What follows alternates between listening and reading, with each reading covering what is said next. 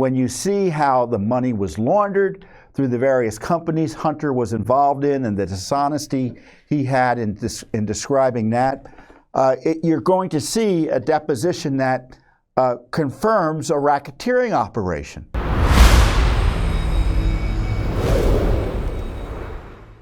Now, Hunter testified finally before the House impeachment folks earlier this week, and it was right down the office from us.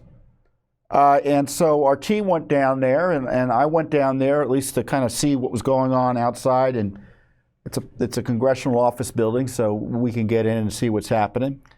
And this was our report on the scene there.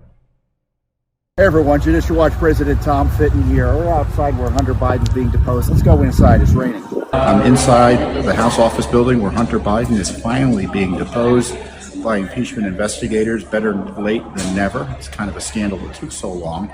But we all know how the testimony is going to go. He's going to protect his father, pretend he did nothing wrong. But the evidence is overwhelming that there was a transnational racketeering operation that had at its head Joe Biden.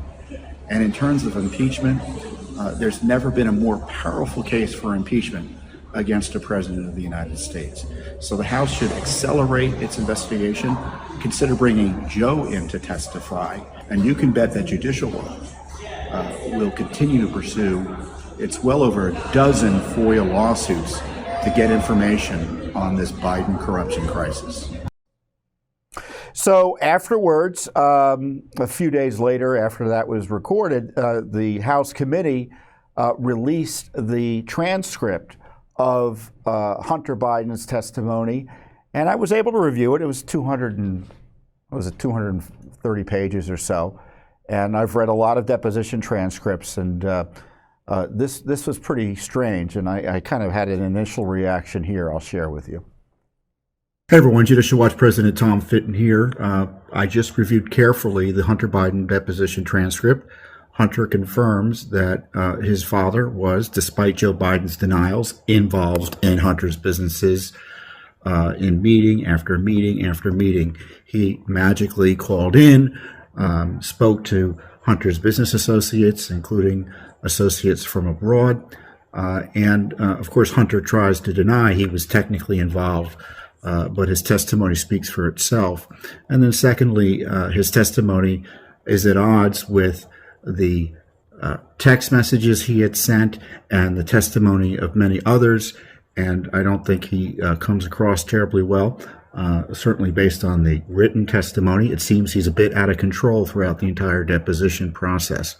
And most importantly, or surprisingly, we find out that he actually had a meeting in the Chinese embassy when Joe Biden was vice president to drum up Chinese-related investing.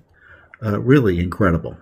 So this is more confirmation that Joe Biden was less than forthcoming about his involvement in Hunter's businesses, and the deposition itself is troubling in highlighting how his son was out of control and obviously working to use Joe to advance his personal and professional interests in a way that resulted in millions of dollars flowing from overseas into his coffers.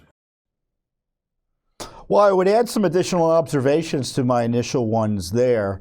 I encourage you to read the deposition transcript, including the section of the transcript in which Congressman Matt Gaetz does an excellent job questioning Hunter on that strange meeting he had during the presidency of Obama.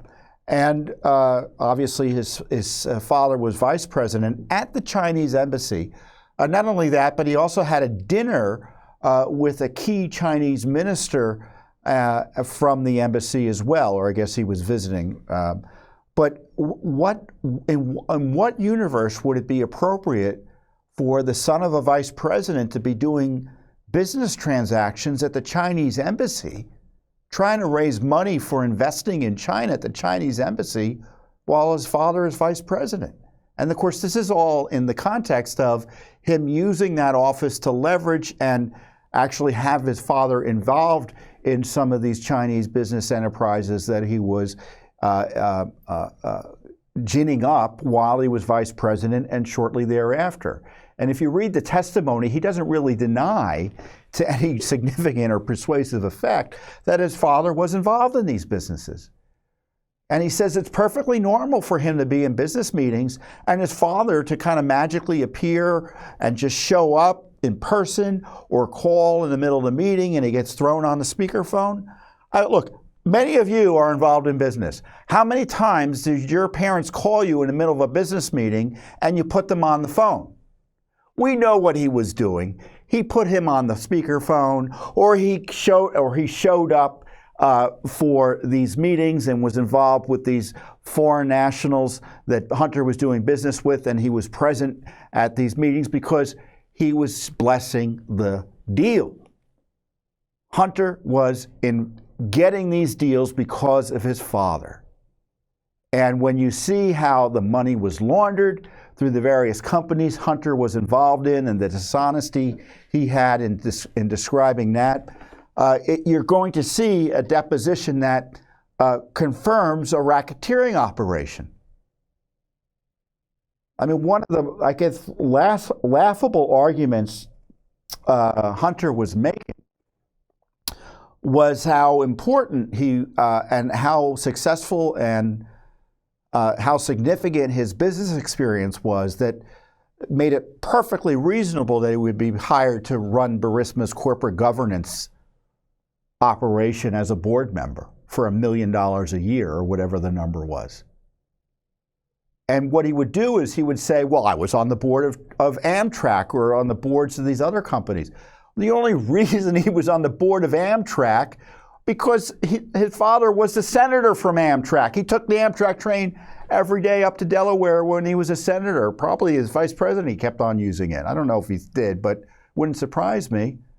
So Amtrak was the Biden's baby in terms of funding and having oversight and influence with. Of course, Hunter got on the board of Amtrak. He also got on the board of MBNA, which was a massive, I don't think it's around as much anymore, but back in the day, at least I remember it being a massive credit card company up in Delaware. How did he get on the board? I think he was 30-something because his father was Joe Biden. So he goes into this testimony saying, well, I had all these other boards. He didn't say it like this, but this is how I interpreted it. I had all these other boards that I sat on as a result of my father's influence.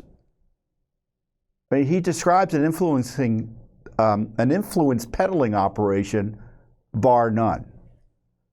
So what's going to happen next? They got to just get to the impeachment, right? Are they going to have a vote on impeachment or not? Now, there are some Republicans who have their head in the sand with Biden and don't think there's evidence of impeachable offenses. Lying about your business relationships with foreign nationals, that's not impeachable while you're president of the United States. Foreign nationals that are creatures of the Chinese and Russian governments, that's not acceptable. And of course, then you have the Biden border invasion. That's not impeachable. The abuse of Trump, that's not impeachable. So I'm not quite sure of the thinking there. So, of course, the Republicans have, they have two heads on this, right? It's like it's like Jekyll and Hyde. I don't know if Jekyll and Hyde is the right way of putting it. But once again, for instance, they just fully funded everything that they say they oppose in the Biden administration with another continuing resolution. They're fully funding the Biden border invasion again.